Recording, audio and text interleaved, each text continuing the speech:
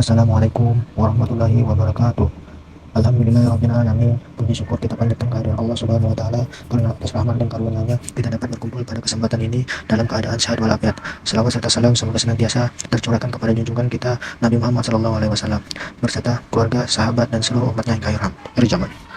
Perkenalkan, kami dari kelompok 8 terdiri dari 5 orang, yaitu saya sendiri, Mustafa, Malik Ramadan, Namilatul Rahman, MJ Dane, dan Surya Arifillah. Di sini kami akan mempresentasikan hasil analisis dan penelitian yang berjudul Etika Bisnis Islam dalam Transaksi Jual Beli Online. Tujuan ini adalah untuk menganalisis penerapan etika bisnis dalam praktik jual beli online, khususnya terkait prinsip kejujuran, keterbukaan informasi, dan transparansi, serta mengkaji pandangan etika bisnis dalam terhadap praktik penipuan, manipulasi harga, dan ketidaksesuaian produk dalam transaksi online. Langsung saja ke latar belakang. Perkembangan teknologi informasi dan komunikasi telah mendorong peningkatan aktivitas jual beli online karena dinilai lebih praktis, efisien, dan mampu menjangkau pasar yang lebih luas. Namun, perkembangan tersebut juga menimbulkan berbagai tantangan dalam adanya pelaku usaha yang memberikan informasi produk tidak lengkap, melebihi kualitas barang, atau kurang bertanggung jawab terhadap keseluruhan konsumen sehingga dapat merugikan konsumen dan menurunkan kepercayaan masyarakat. Dalam Islam, kegiatan bisnis tidak hanya berorientasi pada keuntungan, tetapi juga harus berlandaskan prinsip etika bisnis Islam seperti kejujuran, keadilan, tanggung jawab, kebebasan berkehendak, dan kebajikan. Oleh karena itu, penelitian ini dilakukan untuk mengetahui penerapan etika bisnis dalam praktik jual beli online oleh pelaku usaha di Kecamatan Usaha Sungai Kaledong. Ke materi pertama yaitu tentang etika bisnis. Etika bisnis merupakan pedoman yang mengatur perilaku usaha dalam menjalankan kegiatan bisnis agar tidak merugikan pihak lain. Dalam Islam, etika bisnis ini mencakup seluruh aspek kehidupan dan didasarkan pada 5 prinsip utama, yaitu kesatuan atau tauhid, keadilan, kebebasan berkehendak, tanggung jawab, serta kebajikan atau kejujuran. Jadi intinya itu, etika bisnis itu penting banget karena bukan cuma bikinan bisnis kamu dipercaya konsumen, tapi juga menjaga hubungan baik semua pihak yang terlibat.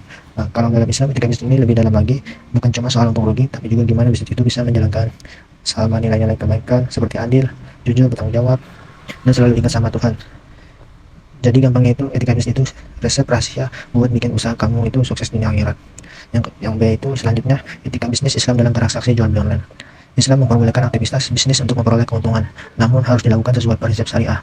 Transaksi jual beli online harus didasarkan pada kerelaan kedua belah pihak, kejujuran, dan tidak mengandung unsur penipuan sehingga tercipta hubungan yang adil antara penjual dan pembeli.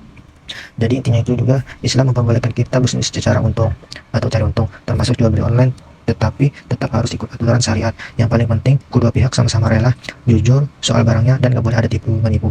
Kalau begitu, transaksi jadi adil dan enak buat penjual maupun pembeli. Selanjutnya C, prinsip kejujuran dalam transaksi online. Kejujuran merupakan prinsip utama dalam etika bisnis Islam. Penjual wajib memberikan informasi produk yang benar dan tidak menyesatkan. Penerapan prinsip kejujuran dapat meningkatkan kepercayaan konsumen dan mendukung keberlangsungan usaha. Kejujuran itu jadi kunci utama dalam bisnis menurut Islam, apalagi buat jual beli online. Penjual harus jujur soal barang-barang, jadi jangan melebih-lebihkan, menyembunyikan cacat atau kasih info yang bikin salah paham. Kalau jujur, pembeli bakal percaya, mau beli lagi, dan lama-lama usahamu bisa terus berkembang dan dipercaya banyak orang. Yang selanjutnya itu D, praktik penipuan dalam transaksi daring. Penipuan dalam transaksi online dapat terjadi melalui pemberian informasi yang tidak sesuai dengan kondisi produk, seperti penggunaan foto yang berbeda dengan barang yang dijual. Tindakan tersebut bertentangan dengan etika bisnis Islam, dapat merugikan konsumen. Jadi intinya itu, penipuan online itu macam-macam. Paling sering barang yang dijual nggak sesuai sama yang diiklankan, seperti kayak fotonya bagus tapi hasilnya beda jauh. Nah, hal ini jelas melanggar etika bisnis Islam karena nggak jujur dan merugikan pembeli. Selain itu bisa bikin kecewa dan rugi duit. Praktek ini juga merusak nama-nama baik penjual dan bikin orang jadi takut belanja online. Selanjutnya, implementasi prinsip bisnis Islam. Penerapan etika bisnis Islam dilakukan melalui sikap jujur, adil, bertanggung jawab, menghormati kebebasan konsumen dalam memilih, serta menghindari segala bentuk kecurangan. Dengan penerapan prinsip-prinsip tersebut, pelaku usaha dapat membangun kepercayaan konsumen dan menciptakan transaksi yang sesuai dengan nilai-nilai syariah.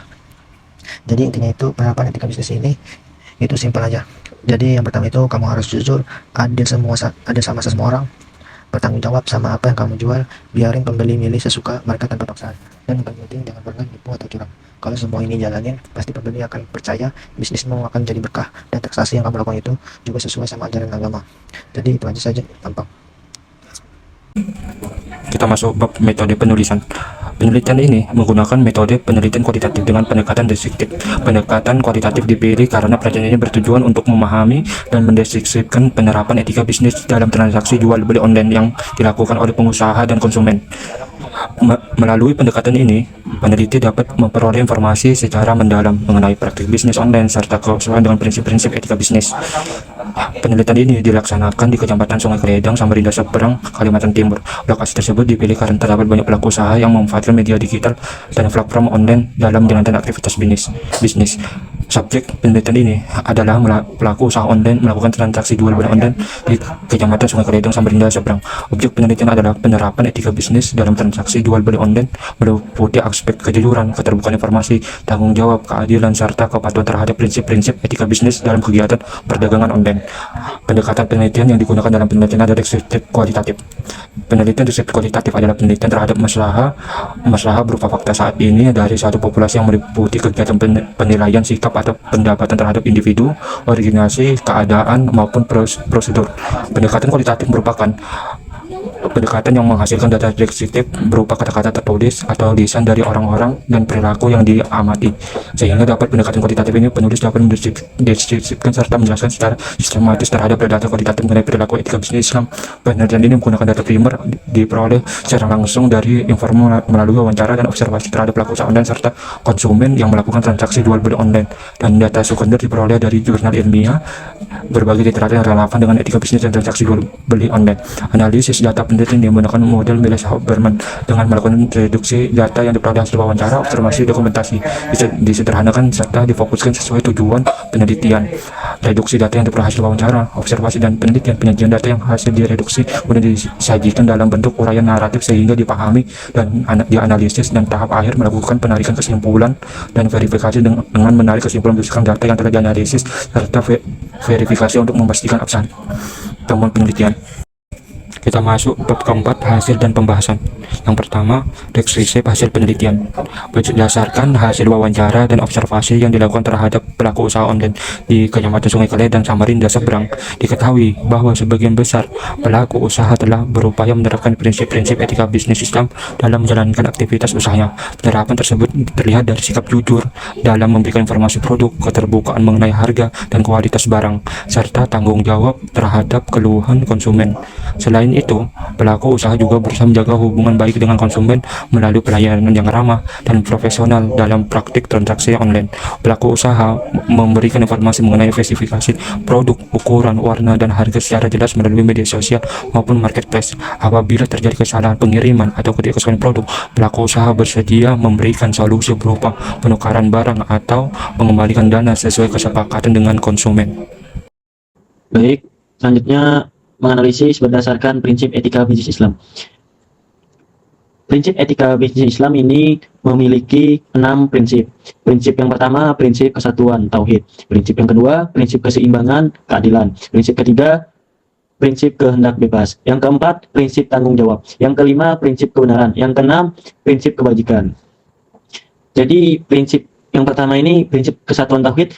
Berdasarkan hasil wawancara yang telah dilakukan, pelaku usaha online menyatakan bahwa kegiatan bisnis yang dijalankan tidak semata-mata bertujuan untuk memperoleh keuntungan, tapi juga dipandang sebagai bagian dari ibadah kepada Allah Subhanahu wa Ta'ala. Kesadaran tersebut mendorong pelaku usaha untuk menjalankan usaha secara jujur, amanah, dan menghindari segala bentuk tindakan yang dapat merugikan konsumen.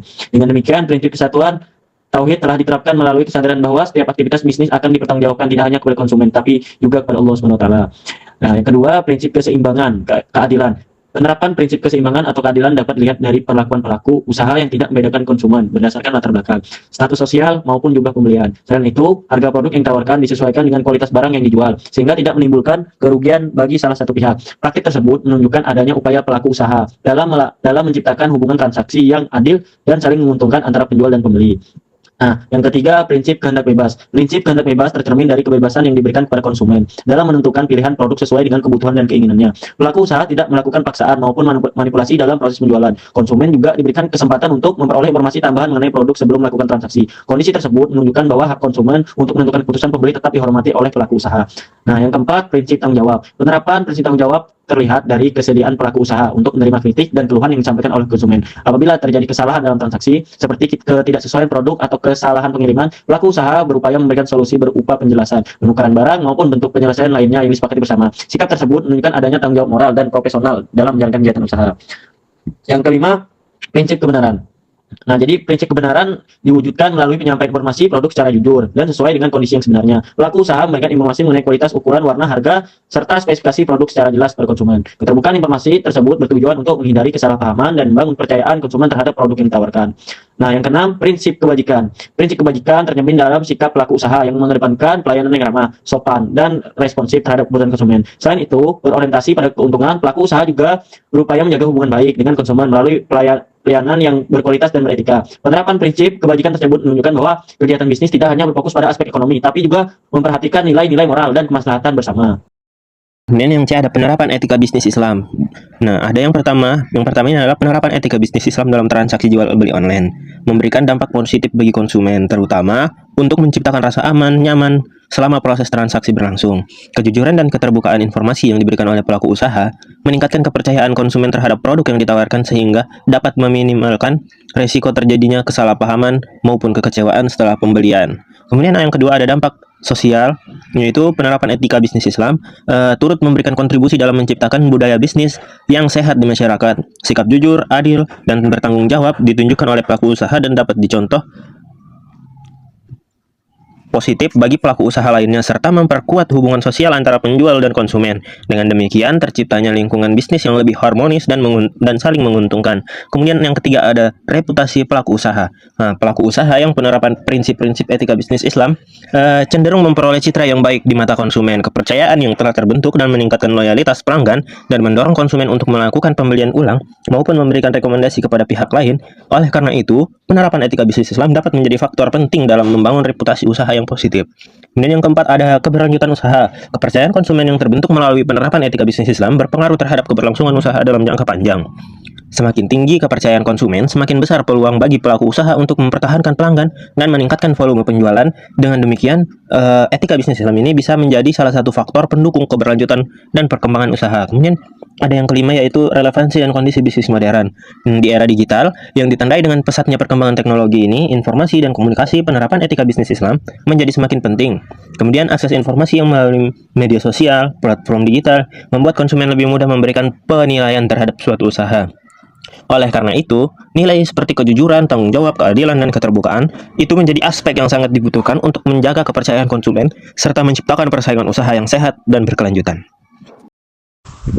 Jadi, meskipun penerapan etika bisnis Islam dalam transaksi jual beli online telah berjalan dengan baik, pelaku usaha perlu terus meningkatkan kualitas pelayanan, keterbukaan informasi, dan tanggung jawab kepada konsumen dengan menjaga nilai-nilai kejujuran, keadilan, dan amanah dalam setiap transaksi. Usaha dapat berkembang secara berkelanjutan serta memberikan manfaat bagi penjual maupun konsumen. Berdasarkan hasil penelitian, sebagian besar pelaku usaha online di Kecamatan Sungai Kledang, Samarinda Seberang telah berupaya menerapkan etika bisnis Islam melalui kejujuran, keterbukaan informasi, kebebasan konsumen dalam memilih, serta tanggung jawab dalam transaksi. Penerapan prinsip tauhid, keadilan, kehendak bebas, tanggung jawab, kebenaran, dan kebijakan memberikan dampak positif berupa meningkatnya kepercayaan dan kenyamanan konsumen, serta memperkuat reputasi, loyalitas pelanggan, dan keberlanjutan usaha. Dengan demikian, etika bisnis Islam berperan penting dalam menciptakan perdagangan online yang adil, transparan, dan sesuai dengan prinsip syariah, sekaligus memberikan manfaat ekonomi dan kemaslahatan bagi semua pihak.